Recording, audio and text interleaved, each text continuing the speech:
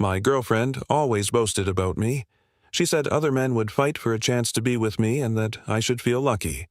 I smiled, letting her words sink in, knowing what I was about to do. That same weekend, I showed up at a gathering with a stunning new date on my arm. As soon as our friends turned their attention to us, her fake smile vanished. For 3 years, I had convinced myself that what Brooke and I shared was love. But standing in our downtown loft that Tuesday evening, listening to her tear me apart word by word, I finally saw the truth. It had never been love. It had been psychological manipulation, carefully disguised as a relationship. The fight started over something trivial. I had forgotten to pick up her dry cleaning because I was working late on a complex merger case, but it escalated into a full-on assault on my character, my career, and my worth as a person. "You are completely unreliable, Tyler," she said, pacing our living room in the designer heels I'd bought her for her birthday. "I can't depend on you for anything. My friends are always asking why I stay with someone so mediocre." I was sitting at my desk, trying to finish reviewing contracts for the next day's client meeting, but every word she spat felt like a calculated strike aimed at the insecurities I had confided in her over the years. "I work 60-hour weeks to afford this place," I said quietly, eyes still on my laptop. "The same place you've lived in rent-free for 2 years. Her laugh was sharp and cutting. "Oh, please. You act like you're doing me some huge favor. Do you know how many guys would kill to have me living with them? How many have tried?" I finally looked up, studying her face in the warm glow of the loft's lighting. Brooke was stunning, undeniably beautiful, the kind of woman who turned heads at every restaurant and made other men visibly envious whenever we entered a room together. But over time, she had weaponized her beauty, using it to justify her increasingly outrageous behavior and constant demands. "You should be grateful I even look at you," she said, voice rising with righteous indignation. "You're pathetic, Tyler. Other guys would fight to have me. You should be grateful I even notice you." Her words hung in the air like poison. I had heard them countless times, usually whenever she wanted something expensive or when I had failed to meet her impossible standards. But this time, instead of the usual anxiety and desperate attempts to appease her, I felt something new. Clarity. I closed my laptop slowly, stood, and walked to the closet where I kept my overnight bag. "What are you doing?" she asked, her tone shifting from anger to confusion as I began packing. "You said other guys would fight for you," I replied calmly, folding a shirt neatly. "Then let them fight for you." Shock, disbelief, and finally panic crossed her face as she realized I wasn't following the script she had perfected over 3 years. Normally, I would have apologized, promised to do better, maybe even bought her something expensive to prove my loyalty. Instead, I packed. "Tyler, you can't just leave. We have the charity gala this weekend. I already told everyone you'd be there." I zipped up my bag and pulled out my phone, scrolling to my landlord's contact. "You're right. You did tell everyone I'd be there, and I will be. Just not with you." "You can't be serious." "I'm calling Marcus to change the locks tomorrow. The lease is in my name, so you'll have to find somewhere else to stay." The panic in her eyes was real now. The calculated cruelty was replaced by raw fear. For 3 years, she had trained me to believe that losing her would be the worst thing imaginable. Standing there with my bag, I realized she had been wrong about everything. Except for one thing. Other men probably would fight for her, but I was done being one of them. That night, I checked into the Four Seasons, ordering room service and retrieving my phone to make the most important text of my life. 6 months ago, at a legal conference in Chicago, I had met Natalie Chin, a brilliant patent attorney with dark, expressive eyes and a laugh that made me forget I was in a supposed relationship. We talked for hours about intellectual property, landmark cases, and our mutual love of classic film noir. On her business card, she had written her personal number with a smile that made my stomach flip. "In case you ever want to discuss something more interesting than contracts." I had kept that card for 6 months, never using it while I was with Brooke, but never throwing it away either. Sitting in my hotel room, staring at the elegant handwriting, my fingers hovered over the phone for several minutes before I typed, "Hi, Natalie. This is Tyler from the Chicago conference. I know this is short notice, but would you be interested in attending a charity auction with me this Saturday? It's for the Children's Hospital, black tie, and I promise the company will be more interesting than any legal seminar." I hit send and immediately began second-guessing everything. She might not even remember me. 6 months was a long time, and she could be seeing someone by now. My phone buzzed 3 minutes later. Tyler, I was wondering if I'd ever hear from you. Saturday sounds intriguing. I love a good mystery invitation. What time should I be ready? Relief washed over me. We spent the next hour exchanging messages, keeping the story simple, just that I had recently ended a long-term relationship and didn't want to attend the auction alone.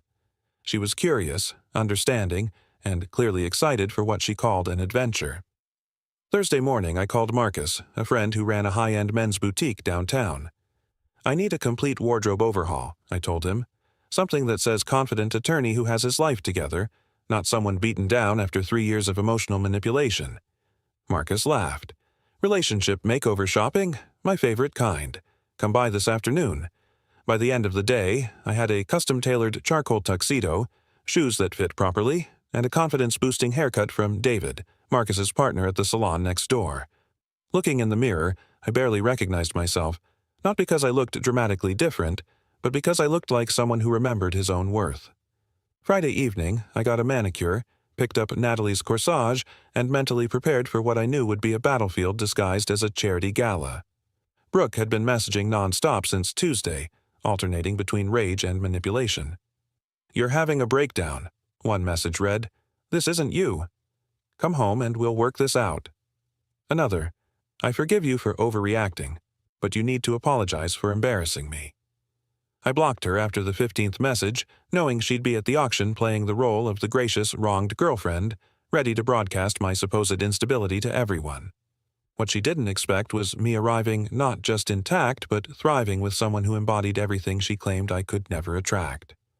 Saturday night arrived, and the Children's Hospital charity auction was held at the Grand Ballroom downtown, a glittering event where the city's elite mingled in designer gowns and tailored tuxedos, signing checks and networking. I arrived fashionably late, Natalie on my arm, and the shift in the room's energy was immediate. She looked breathtaking in an emerald green dress, her dark hair framing her face, but more than that, she radiated warmth, intelligence, and genuine interest that drew people to her within minutes. Spotting our mutual friends Jessica and Connor near the silent auction tables, I saw Brooke as well, dressed in the black Versace gown I had given her last Christmas. She had positioned herself strategically, waiting for my arrival, ready to publicly demonstrate her concern while privately savoring my supposed humiliation. "Tyler, you look incredible," Jessica whispered, eyes wide. Connor's mouth fell open slightly, clearly struggling to process the scene. They had expected me defeated, perhaps planning to offer sympathy while judging my inability to keep someone like Brooke happy. Instead, they saw me confident, stylish, and accompanied by someone who genuinely enjoyed my company. "Jessica, Connor, meet Natalie Chin," I said smoothly. "Natalie, these are old friends of mine." Natalie charmed them effortlessly, asking about their work with genuine curiosity and an easy social grace that contrasted sharply with Brooke's manipulative theatrics. I watched Jessica's expression shift from confusion to fascination as Natalie explained her latest patent case with poise and expertise. Behind them, Brooke froze, her fake smile failing her as she realized her plan had backfired. She had expected me alone and miserable, ready to play the forgiving, concerned ex, but instead, she saw me thriving. Well, Brooke finally approached, her predatory gaze sizing up the room. "Tyler, you look different." Her eyes swept over Natalie with barely concealed hostility. "And you must be the rebound." Natalie's smile never faltered, but I noticed a subtle tightening around her eyes, the analytical focus of a lawyer sizing up the dynamics. "I'm Natalie. You must be Brooke. Tyler has mentioned you, hasn't he?" Brooke's voice dripped with false sweetness. "I hope he told you this is just a phase." Tyler tends to make impulsive decisions when stressed, but he always returns to what's real. Her calculated cruelty aimed to embarrass me and assert dominance in front of our friends, but I had learned the crucial truth over the past days. Her power over me only existed because I allowed it. "You were right, Brooke," I said calmly, placing my hand on Natalie's lower back. "You said other guys would fight for you, so I decided to stop fighting and let them try." The color drained from her face as her words were turned back on her. Jessica and Connor immediately understood the transformation. They saw the freedom and strength I had reclaimed. Natalie skillfully redirected Brooke's next attempt at manipulation by engaging Jessica in conversation, freezing Brooke out of the group dynamic entirely. For the next week, Brooke launched a covert war of attrition, Social media posts painted me as emotionally abusive, abandoned her, and left without warning. Instagram stories featured staged photos of her looking devastated, captions about betrayal, narcissistic abuse, and healing. She avoided naming me explicitly, but anyone who knew us understood the target. Her most dangerous tactic was targeting my professional reputation. Tuesday, my assistant Rebecca knocked at my office door. "Tyler, I've received strange calls. People asking about your stability, work schedule, even rumors about drinking or drugs." My blood ran cold. They wouldn't give names. Claims of professional licensing boards, former clients, HR background checks. I immediately scheduled a meeting with the senior partners, Richardson and Walsh, bringing recordings of Brooke's volatile outbursts, including one from 6 months prior where she threatened to ruin my career if I tried leaving her. "This is clearly coordinated harassment," Richardson said gravely. "We must document everything and consider legal options." Brooke's research was meticulous. She had contacted clients subtly, questioning my competence indirectly, planting doubt without making provable accusations. Private investigator Detective Morrison traced the harassment over 3 days and revealed it was far more extensive than I imagined. Fake social media accounts, outreach to alumni associations, attempts to access confidential case files. She had systematically tried to destroy my reputation. Thankfully, most people saw through the manipulation, but her actions crossed legal boundaries, including cyberstalking and potential corporate espionage. Her employer, a prestigious PR agency, learned of her misuse of company resources and launched an internal investigation. Evidence showed her using office resources to execute harassment campaigns, even posing as potential clients to gather intelligence, a severe ethics violation. She was terminated for gross misconduct and breach of fiduciary duty, and faced potential legal consequences for reputational harm and breach of contract. Meanwhile, the storage facility housing her belongings became a continuous source of pressure. She was responsible for monthly fees, and after missed payments, her items, including an Italian leather sectional, abstract paintings, and marble coffee table, were sold, netting her fractions of the original cost.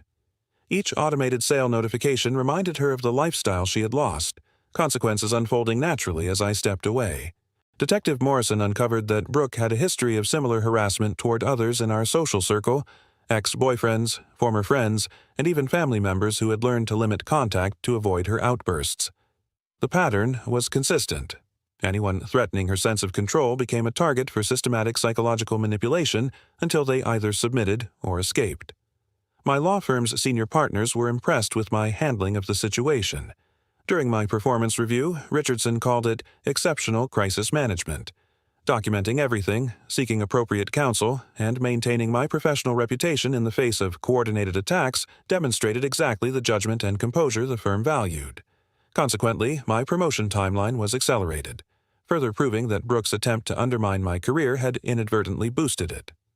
Meanwhile, my relationship with Natalie blossomed. She began keeping some clothes at my apartment, and we started looking for houses with space for both of our home offices. With her, my life felt effortless, free from the energy-draining emotional manipulation I'd endured with Brooke. She encouraged my ambitions and treated our relationship as a partnership rather than a transactional arrangement. 8 months after leaving the toxic relationship, Natalie and I had purchased a Victorian house. One morning, I watched her review patent applications at our breakfast table while I brewed coffee in my workshop, which I had converted from a spare room for weekend furniture projects. The transformation in my life was profound. I finally felt like myself again, the confident, ambitious professional, not the anxious, apologetic version shaped by Brooke's 3 years of manipulation.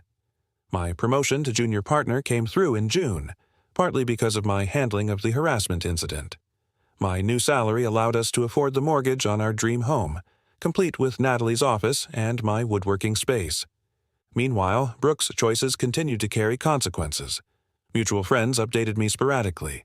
She had lost her apartment when she could no longer pay rent without employment, exhausted her savings fighting corporate harassment charges, and had to move back in with her parents. Her carefully curated social media persona crumbled into increasingly desperate posts about toxic people and resilience, generating concern rather than sympathy from her dwindling audience. Her designer lifestyle, previously funded in part by me, had evaporated. She now wore discount retailers instead of boutiques, posted self-care rituals with drugstore face masks, and quoted inspirational lines about overcoming hardship. efforts that felt like attempts to convince herself that hitting rock bottom was a launching pad. The few friends who continued interacting reported that she remained bitter and obsessive, unable to accept that her suffering was the natural result of her own choices rather than my supposed cruelty.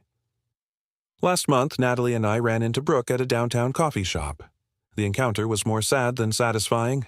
She looked thin and tired, wearing loose clothes and with hair lacking the highlights she once deemed essential. Upon spotting us, her face cycled through surprise, hope, panic, and then resignation. She approached hesitantly, clearly unsure how to engage with someone who had moved on. "Tyler," she said softly, her voice lacking its former edge, "you look really good. Happy."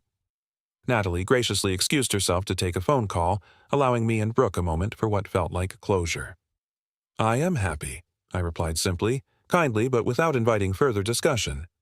"I made terrible mistakes," Brooke continued, words spilling out rapidly. "I know that now. I threw away the best thing in my life because I was scared and stupid, thinking I deserved more. But what we had was everything, wasn't it?" Looking at her, I felt genuine pity, not vindictive satisfaction. She had destroyed her own happiness through entitlement and manipulation, finally realizing the difference between being valued and being used. "I hope you find what you're looking for, Brooke," I said sincerely. "But what we had ended the night you told me I should be grateful you even looked at me. I realized you were right. I should be grateful. Just not to you." She nodded, tears in her eyes, and walked away without argument or manipulation. It was our first honest interaction in years, a moment of closure, like setting down a book I had carried long after finishing the story. That evening, Natalie and I sat on our front porch discussing wedding venues and whether we wanted a small ceremony or a larger celebration. The ring I had bought waited in my workshop for the perfect natural moment, not dictated by ultimatums or expectations. For the first time, I was building something meaningful with someone who wanted to be there, contributed equally, and made me feel valued rather than tolerated. The revenge had never been about dramatic confrontation or schemes. It had been about stepping away from toxicity and letting natural consequences play out while creating a life with someone who genuinely deserved it.